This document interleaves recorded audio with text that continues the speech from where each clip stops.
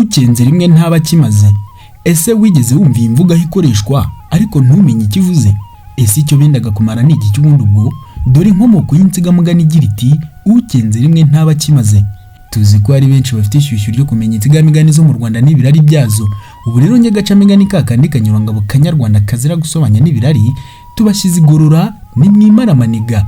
Ikaze mu isi y'umuco nyarwanda, amateka n'ubuvanganzo nyarwanda, aho twe twahisemo gusigasira amateka n'umuco nyarwanda ngo twimakaze ubupfura, ubumwe n'indangagaciro za kinyarwanda, tutirengagije ko uko isi iri kurushaho gutera imbere ariko bamwe barimo gusiga gakondo bakirundiramo imico mvaburayi, baba babizi cyangwa batabizi. Umuco ni ururimi ni umuco.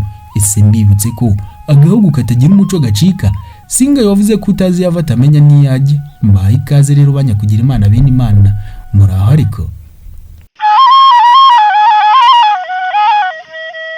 Ibirari by'insigamugani, ukenze rimwe ntaba kimaze. Uyu mugani wabaye karande mu bakobwa bawuciye babonye umukobwa cyangwa umugore ushavujwe n'uko urushako rwamwigaritse, nibwo abandi bamuhoza bagira bati humura nyabusa uzashaka undi buryo ukenze rimwe ntaba kimaze. Wadukanywe na Gasharankwanzi ka Bureshyo mu Gishubi cya Muganza mu Rukoma, ubwo ni Gitarama ahahinga umwaka w'1800. Uti byagenze bite? Uwo mukobwa ngo yari mwene Bureshyo mwene Gitore, asabwa n'umuhungu w'ibwega witwa Gatibita ka Gihinira, izina rikabiri ry'igisekuru cyo mu bega bo kwa Gihinira. Igihe cyo gutebutsa rero kigeze, Gihinira ajya gusubiza imisango yo gutebutsa kwa ba mwana we Bureshyo kugira ngo umuhungu ashyingirwe. Abakambwe rero bombi bamaze gucuca imisango, bahamya igihe Gatibita azazira kurongorera kwa sebukwe kuko byari ugutahira. Hambere aha rero ubundi uwakwaga yakubitiragaho no gutahira, bikaba ikimenyetso cy'uko adaherewe ubuntu.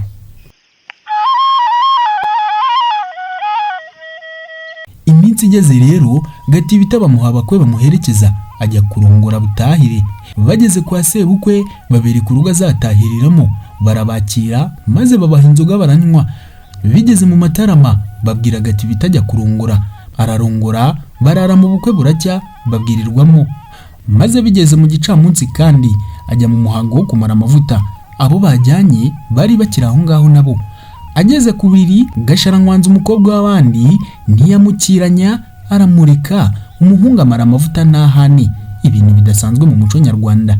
Gatibita bibonye ibyo ngibyo gutyo arinjirwa, bimutera amibazo n'uburakari, maze arasohoka abwira abo bazanye ati ni munsi gaturajyana yewe. Nabo bati ku mpamvu ki? Arongera ati araho mwumvise se umukobwa w'umunyarwandakazi wemera kuryamana n'uwamurongoye batabanje gukirana? Abandi nabo babyumvise batyo mu harimo ingingo, maze bati aha rubanza hari icyo yagukururiragamo.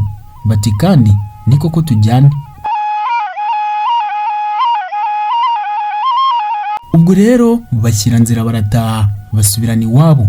Kwa Gihinira rero babonye abakwe bagarukanye na Gatibita baratangara. Bamaze kubicaza rero babaze icyagaruye Gatibita, barabibasobanurira, baremera ntibirushya bahindahenda Gatibita gusubirayo, bamusabira ahandi ararongora. Gasharankwanzi nawe rero yigumira iwabo, akaba umukobwa mwiza byari buwe rwose. Bukeye rero ngo bamurangira Rugaju rwa Mutimbo wo Mutoni wa Gahindiro, maze aramureshya kuko ngo yari ikirongore rwose. Baratebutsa aramusumbakaza. Amaze kugeraho rero kwa Rugaju, Rugaja mu rugo rwe rw'Ibunyonga ho mu Gishubi. Urwo rugo rero ni narwo neza neza se wa Gatibita yahakwagamo, yari umwozi wo kwa Rugaju. Ubwo urumva icyari kigiye gukurikiraho nawe. Uti byagenze bite? Iminsi yaragiye irihirika, bishyize kera Gihinira atahirwa n'igihe, igihe cye cyo guhakwa kirarangira, maze yohereza umuhungu we ngo ajye kugifata musimbure. Abyumvise rero ubwo ndabara Gatibita agira umususu kuko ngo agiye guhakwa na Gasharankwanzi kandi yaramubenze, yaramurongoye uwo munsi. Ariko kubw'amategeko rero aremera, maze aseta inzira ibirenge ajyayo. Agezeyo asubira mu muhango wabo w'abuzi, ajya mu mata.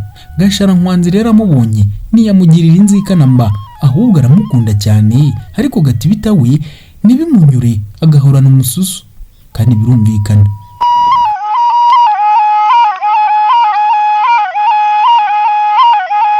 Maze bukeye Gasharankwanzi ateranya abantu bo mu rugo bose, abozi, abanyagikari, abanyanzoga ndetse n'abaja.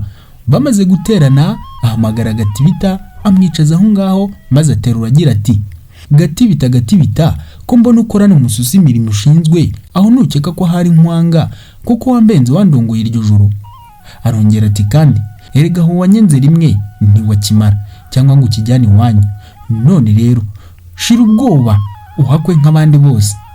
Asubya amati kandi dore n'inka nguhaye uhumure sinzakwangira icyo ngicyo. Nkaho ibyo bitari bihagije, Gasharankwanzi akubitira mu mavi agira ati burya ukenze rimwe ntaba kimaze. Abari aho ngaho bose rero barabiseka ariko bashima Gasharankwanzi maze bituma byumvikana bijya no hanze.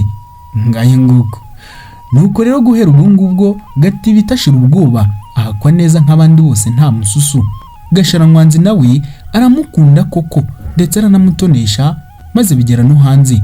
Ni mu gihe kandi aho yaciye ntihaca urwango. Abantu rero barabishimye barabikurakuza bihinduka umugani baca bumvisha abagore ko batagomba kurwarira inzika abo bananiranwe, kuko n'ubusanzwe bavuga ngo abagore bagira inzara ntibagira inzigo. Abanyarwanda rero baba babonye umugore ushavujwe nuko umugabo wamwigaritse akamusinda bakamukomeza bagira bati wihogora shenge uzashaka undi, burya ukenze rimwe ntaba kimaze. Ukenze rimwe ntaba kimaze, ibirari by'insigamugani. Ndabashimiye rero, wibuka gukanda subscribe, like ndetse kandi usiga igitekerezo muri comment box niba ari n'insigamugani ifuza ko tuzagusobanurira tuzayisobanurire nta shiti. Nimukomeze mutengamare, n'umusizi rutikanga.